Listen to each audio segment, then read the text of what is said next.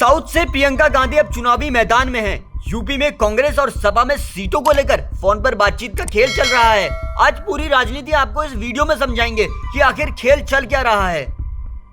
बुधवार को वायनाड से प्रियंका गांधी ने नामांकन का पर्चा भर दिया है। भाई राहुल गांधी की विरासत को कितना आगे बढ़ा पाएंगी प्रियंका गांधी, ये तो समय बताएगा। लेकिन ऑफिशियली अब प्रियंका साउथ से मैदान में है। राहुल उत्तर भारत में पार्टी की कमान संभालेंगे और बहन को दक्षिण से जिम्मेदारियां सौंपी गई हैं। प्रियंका साल 1999 से ही राजनीति में एक्टिव हो गई थी। 2019 में उत्तर प्रदेश में उन्हें अहम जिम्मेदारियां सौंपी गई थी।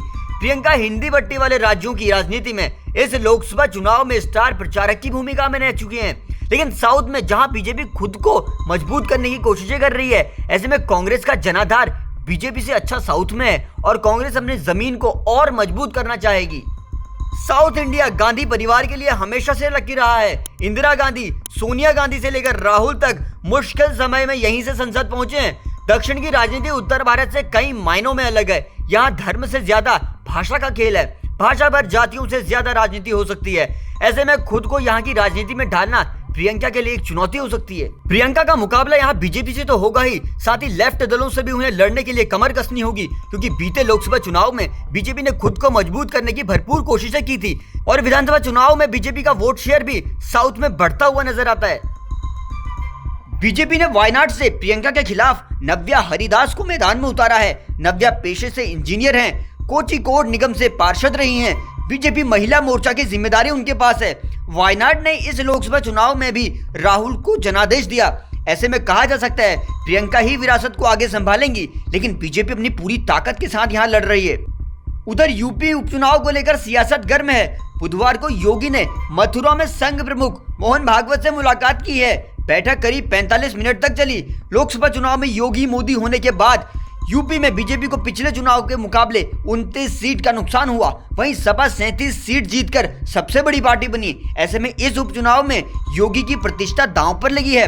सोर्सेज बताते हैं कि भागवत ने अपने कार्यकर्ताओं को उपचुनाव में एक्टिव रहने के निर्देश दिए हैं। हालांकि पिछली बार खबरें आई थी कि बीजेपी और आरएसएस के बीच सब ठीक नहीं चल रहा है। नतीजा चुनाव पर पड़ा।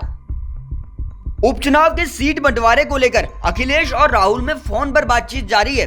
कांग्रेस फूलपुर की सीट को अपनी पुश्तैनी सीट मानती है, इसलिए सीट की डिमांड कर रही है। बल्कि अखिलेश अपना प्रत्याशी पहले ही घोषित कर चुके हैं। सपा ने कांग्रेस को खैर, अलीगढ़ और गाजियाबाद सीट देने की बात कही है, लेकिन इन सीट पर कांग्रेस पहले से ही बहुत कमजोर है। ऐसे में कांग्रेस के लिए ये सौदा मुनाफा का नहीं होने वाला। इस पर हमारा एक डिटेल वीडियो है, अगर आप चाहें तो डिस्क्रिप्शन पर दिए लिंक से देख सकते हैं। एक नजर साल 2022 पर डालते हैं, जब गाजियाबाद और खैर सीट पर कांग्रेस को बुरी हार का सामना करना पड़ा था। तब कांग्रेस चौथे स्थान पर रही थी। 2022 में गाजियाबाद के नतीजे देखें तो पता चलता है बीजेपी को सबसे ज्यादा 1.5 लाख वोट मिले थे। समाजवादी पार्टी को लगभग 44,000 वोट मिले। बसपा को लगभग 32,000 वोट। कांग्रेस 11,000 वोट के साथ चौथे स्थान पर रही थी और इस बार भी यही सीट उपचुनाव में कांग्रेस के पास है। बात खैर अलीगढ़ विधानसभा के नतीजों की करें तो बीजेपी को यहां करीब 1,39,000 वोट मिले। बसपा को करीब 65,000 वोट मिले। आरएलडी को करीब 41,000 वोट मिले थे। यहां भी कांग्रेस चौथे स्थान पर रहकर महज 1,500 वोट ही हासिल कर पाई थी। यूपी उपचुनाव की 9 विधानसभा सीटों पर 13 नवंबर को वोट डाले जाएंगे। नतीजे 23 नवंबर को आएंगे। देश की पॉलिटिक्स समझने के लिए आप देखते रहिए जनसत्ता, सबसे पहले अपडेट आप तक पहुंचाएंगे।